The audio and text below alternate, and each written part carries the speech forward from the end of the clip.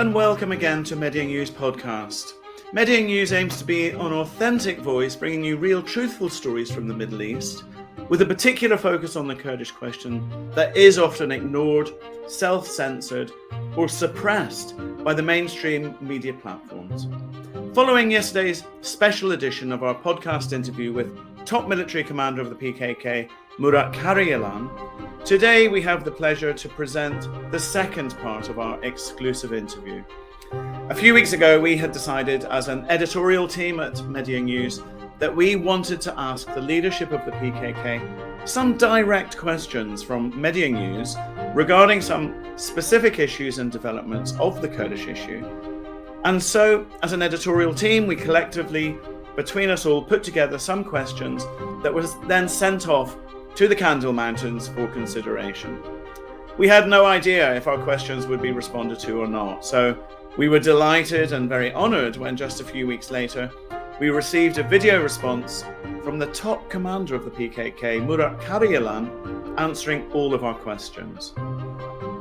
Murat Karayılan, born in 1954, is one of the co-founders of the PKK and has been the organisation's acting leader since the original founder and leader, Abdullah Öcalan, was captured in 1999 by Turkish intelligence agents with the aid of an international conspiracy. In 2014, Karayılan left the PKK leadership position and was assigned as the new commander-in-chief of the PKK's armed wing, the People's Defence Forces, or HPG. This is the second part of our exclusive interview with Mr. Murat Karayılan, and a link to the first part can be found on this podcast page. So we continued our questions to the PKK's top military commander. Dear Mr. Karayılan, thank you again very much for agreeing to answer our questions from the Medya News editorial team today. Can I please continue this interview by asking you about the all-important criminalisation of the PKK and Kurdish issue? A recent UK all-party parliamentary report published in August noted that, and I quote, "So far, no European or international court has found that the Kurdistan Workers' Party, or the PKK, meets the requirements for a terrorist organisation, or that the listing is legally applied." And I unquote. Do you expect any change in EU and US policies regarding the criminalisation of the PKK? And what, in your view, would be the consequences if the PKK was no longer considered as a terrorist organisation? Thank you very much for asking this question. Neither in Europe nor in the rest of the world, no court has ever given a verdict that the PKK has committed an act involving terrorism. There has never been such an action by the PKK, because the PKK is not a terrorist organisation. On the contrary, there is the terrorism of the Turkish state in Kurdistan today. The PKK carries out a legitimate defence against the invading, fascist Turkish state. Our people protect themselves in order to protect the existence, language and culture of the people. And the PKK is the legitimate defence of this people. Today, if Britain or France was occupied by a foreign power and the language and culture of the people were banned, if all the wealth of the people was taken away from their hands, if their historical values were banned, what would the people of France and Britain do? Of course, they would resist to defend themselves. Kurdish people are doing the same thing. They are resisting. The HPG is a legitimate force that has undertaken the legitimate defence of the Kurdish people. The PKK and its leader, Abdullah Öcalan, are the political spokespersons of the Kurdish people.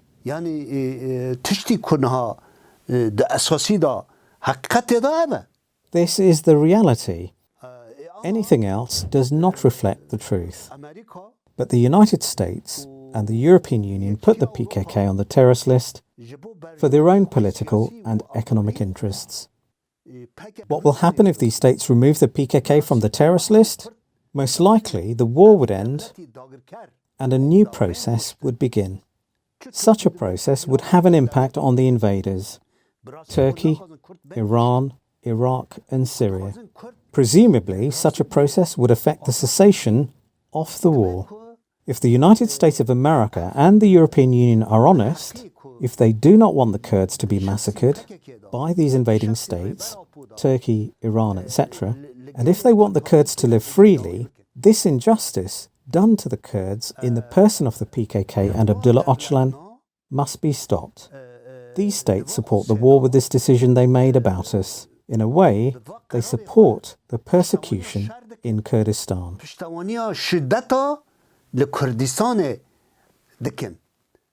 Officially, these states support Turkey. With the support they give, these states are also partnering with terrorism carried out by Turkey. They need to stop doing that. We are making this appeal from here. Since the Agreement of Lausanne in 1923, you have been doing an injustice to the Kurdish people. Stop this unfair and wrong policy. The struggle of the Kurdish people is a legitimate struggle. Do not call this legitimate struggle terrorism. Stop this unfair policy.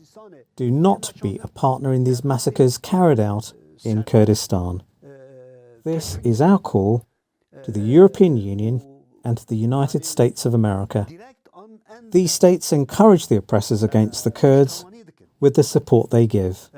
They support the invaders, directly or indirectly. Thus, they turn a blind eye to the tragedies in Kurdistan. That is why we call on these states, change your wrong and unfair decisions. For 100 years, our people have been resisting these unfair and wrong decisions. Understand this and give up this unfair policy. This is my call. Thank you.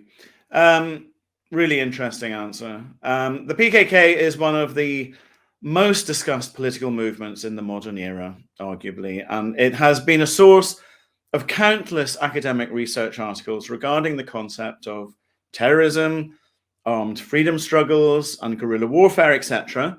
How would you explain the political line and the cause of the PKK to an international audience who see this interview but who might not be quite familiar with your movement?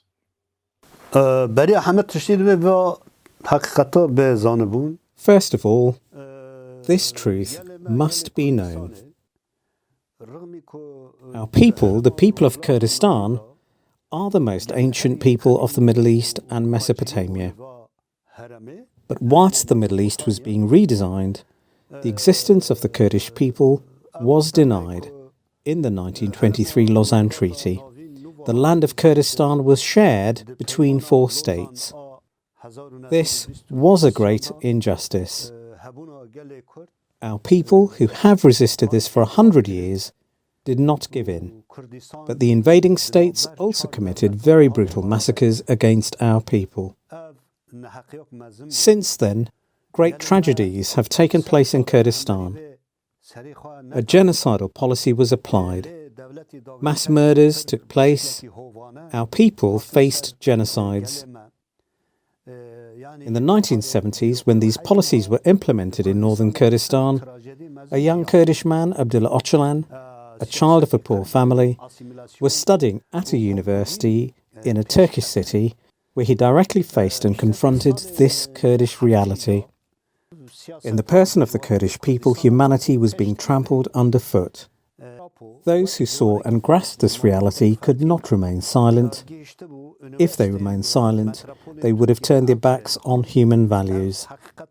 Abdullah Öcalan did just that. He did not turn his back on the suffering of his people. At that time, a group of Kurdish youth with a conscience came together and formed a group in 1973. The group that decided to fight on from that day represented the first steps of the PKK. But the Turkish state was a NATO member, and for this reason, all NATO countries supported Turkey against the Kurdish struggle. NATO also looked at the Kurdish issue through the eyes of Turkey. That's why they call the PKK a terrorist organisation. The Prime Minister of Sweden, Olof Palme, was a Democrat. He was a person who supported all libertarian organisations. In 1985, he was assassinated. They declared that the PKK carried out this assassination. Why? Because someone wanted to frame the Kurdish freedom struggle as terrorism. But over time it became clear that the PKK did not carry out the assassination. People should know these facts. The Turkish state has never fought against us on its own. It has always fought against us with the support and strength of NATO. The Turkish state has always waged this war against us and continues to do so. We want rights and legal justice. We did not confiscate anyone's property. We are fighting against those who confiscated our property. We demand human rights for our people. Despite this, NATO forces have always supported Turkey. Then, on the 9th of October 1998, an interstate plan was launched against the leader of the Kurdish people, Abdullah Öcalan. This plan was implemented under the leadership of the United States of America. They captured Öcalan and handed him to Turkey. What were their aims? Their aim was the complete liquidation of the Kurdish freedom movement. However, Abdullah Öcalan acted ingeniously in the İmralı dungeon, that is, prison, and despite all hardships, he has foiled this interstate plan. Abdullah Öcalan emerged with a new paradigm. He shaped and presented his democratic, ecological paradigm at the heart of which women's rights are central. Thus, it has not only opened a way for the PKK to renew and expand itself, but also offered a solution to the problems of the peoples of the Middle East. It has also given rise to a democratic, socialist program to the world, which had lost its direction in capitalist modernity. He came up with a new theory for the advancement of democratic modernity. It gave us a new perspective. Thus, the struggle of the Kurdish people became more resilient, and Abdullah Öcalan showed that he has an important project for the peoples of the Middle East. He presented democratic modernity as an alternative model to the peoples of the world. With this project, both Abdullah Öcalan and the Kurdish people have responded to the interstate conspiracy that wanted to liquidate them. This project has enabled the PKK to grow. The freedom struggle of the Kurdish people has now reached out to the Arabs, Assyrians, Armenians, Turks, Persians, and many other peoples. For this reason, the PKK is also fighting for freedom, democracy, and socialism. The PKK is fighting for all peoples, women, and democracy. The PKK's policy in the Middle East has shaken the old separatist policy. The PKK has opened a new path in the Middle East. Briefly, this is how I can describe the PKK. The PKK story is the story of a people's resistance against capitalist modernity and how it has turned into a people's resistance.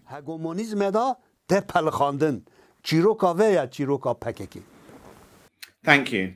Hundreds of European human rights defenders came together for a peace initiative to avoid an intra-Kurdish war earlier this year. But they faced great pressure from their governments, especially in Germany. Some were detained and some were banned from traveling. It looks like it is not only the Kurds who are being criminalized, but also EU citizens and friends of the Kurds who support peace and democracy. How do you evaluate this wider criminalization campaign in the Western world revolving around the Kurdish question? During the last 150 years, the German state has traditionally provided constant support, first for the Ottoman Empire, then for the Turkish Republic against the Kurdish people. The German state has played a role in genocidal policies, including the Armenian genocide, and in general in policies targeting the Kurds and the Anatolian Greeks. Now, not only Germany, But NATO plays a role. As I've said before, the Kurdish people only ask for their natural rights, nothing else. They ask for the right to exist. This is their natural right. They have a right to live freely in these lands. They have a right to live with their language and their cultural inheritance. Unfortunately, Germany and many other European states and NATO members try to conceal this fact for their own dirty economic and political interests. And not only do they turn a blind eye to the oppression against the Kurdish people, but also actively support the Turkish state. So they are complicit in the massacres being carried out in Kurdistan. This is the truth. Many friends of ours, internationalist people in Germany and other countries in Europe, those who try to support us are also under pressure. They are faced with attacks too. This is an imperialist policy based on interests. It ignores oppressed people and classes and operates only on hegemonic interests. It is unethical, and they say they are democrats. They say they are defending human rights. But they still become a part of the violence in Kurdistan. Our people certainly do still appeal to these powers with an expectation. Don't be cruel. Do not be a part of these genocidal attacks. This is what our people expect. But Germany is currently doing just what you've said. It is acting in an unjust manner and without any regard for the law. The Turkish state has recently violated international laws. The torture inflicted upon our leader, Abdullah Öcalan, at İmralı today has no international legal grounds. It is unethical. An absolute isolation policy is being imposed so that our leader Apo is unable even to think, so that his mind stops functioning. This is what severe solitary confinement is for, and these states have played a role in the abduction of our leader Apo and in turning him over to Turkey. They've had a role in the construction of the İmralı isolation system. They are partners. All of this happens with their knowledge. So it's obviously the expectation of our people that this injustice comes to an end. The cruelty inflicted in İmralı is being inflicted upon all of Kurdistan. Our people carry out a struggle against these injustices with a great political will. And we hope that the Kurdish cause of liberty will triumph with the support of the internationalists and all people in favour of democratic principles and human rights, because it is a just cause. Presently, they are constantly trying to weaken and liquidate the PKK. The PKK cannot be liquidated. Why? Because the PKK is the people. How will they liquidate the people? What does the PKK want today? It wants what any villager, worker or even capitalist wants in Kurdistan. The PKK represents the demands of the Kurdish people. The people want to live in these lands, in liberty, with their rich heritage and their language. They struggle for this, and if these states say they are modern and pro-freedom, then they need to change their twisted policies. Thank you very much. And our last question is in relation to increasing international solidarity with the Kurdish movement. Revolutionary circles around the world that have been struggling for political change in favor of the people have been carefully monitoring for years the struggle of the Kurdistan Workers' Party and the freedom struggle of the Kurdish people in general, and more specifically, the recent developments in the Rojava Revolution. Many people and groups have joined the Kurdish struggle with feelings of international solidarity. Mr. Karayılan, what would be your message to the people taking part in this struggle in the context of the struggle against the established global economic and social order. First of all, I salute the comrades who have come to Kurdistan with strong feelings of internationalism, who have fought against fascism and genocidal policies, who have joined the freedom struggle of our people and given support. I greet them with compassion and salute them with respect. It is something very meaningful and very human. As you might be aware, we also have friends who had come to join our ranks and who have been martyred. I pay homage to all the international martyrs in the person of our friends Ronahi, Andrea Wolf and Shia, Jakob Reimer, and bow with respect before their memories. Coming from Germany or some other place in the world for solidarity with the Kurdish people and to become martyrs is really a very humane action, an action honouring humanity. It is a very high rank. We promise that we will elevate the struggle and accomplish their objectives and hopes as we represent their dreams. There are individuals and groups that support our struggle. This is something sacred for us.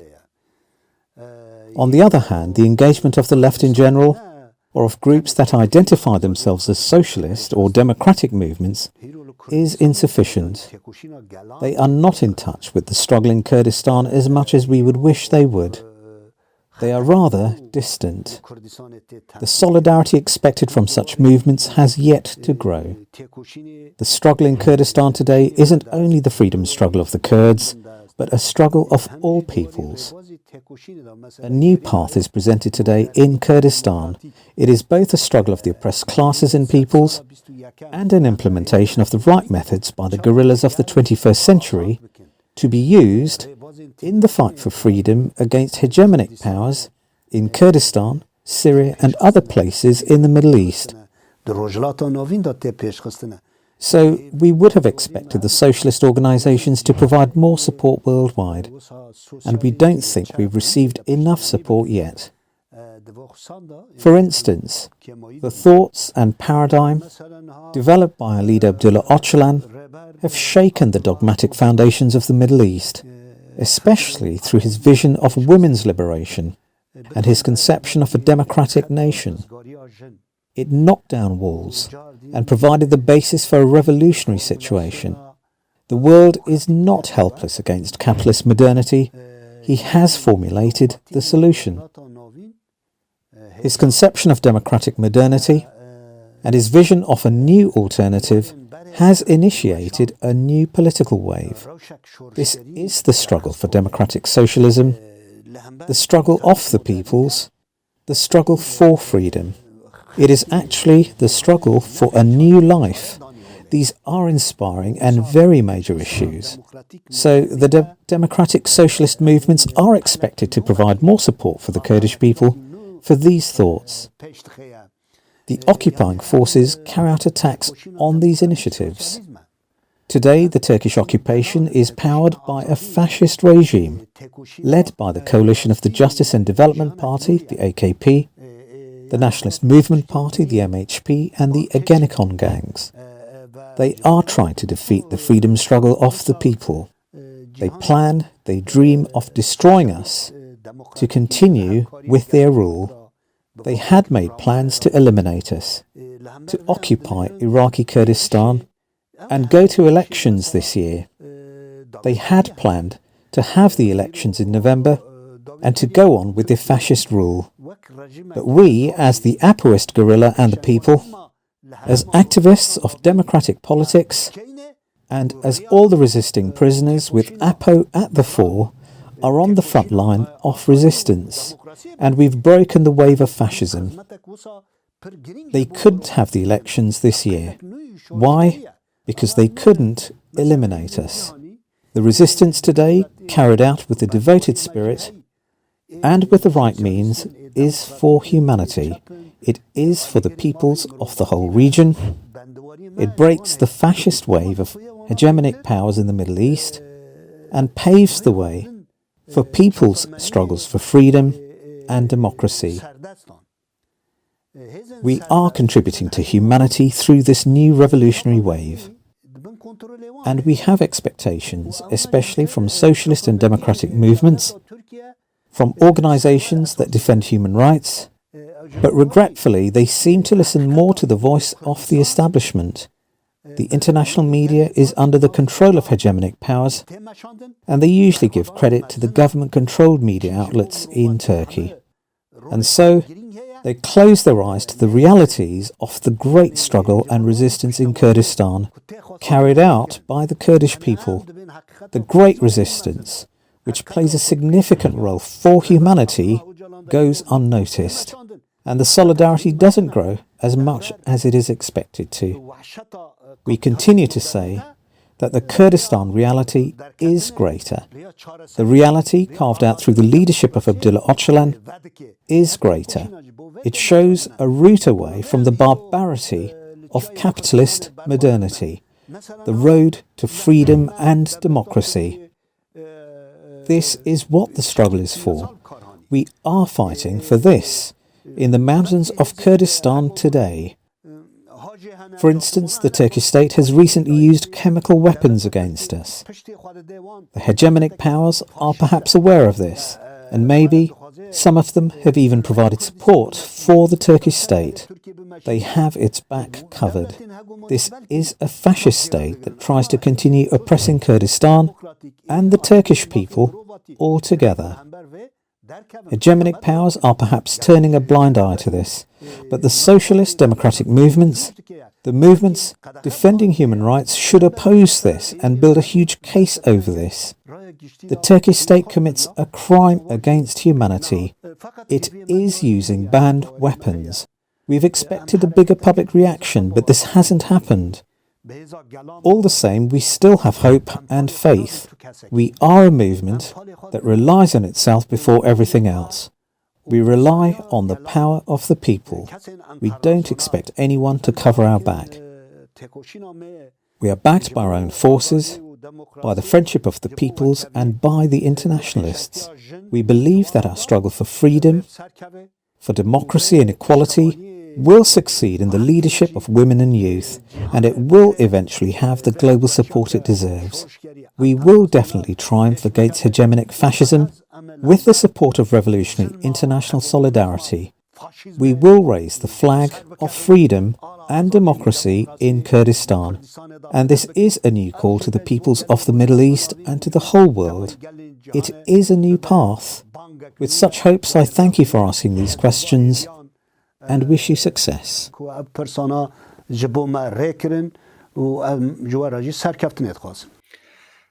thank you to the top military commander of the PKK, Mr. Murat Karayılan, for answering all of our questions from the Medya News editorial team. And thank you for listening to our Medya News podcasts. Please support us by sharing our Medya News content and the voice of the Kurdish people to as wide an audience as possible on Twitter, Facebook, and Instagram. As after all, silence is the greatest enemy of the Kurds. A very good night. Thank you.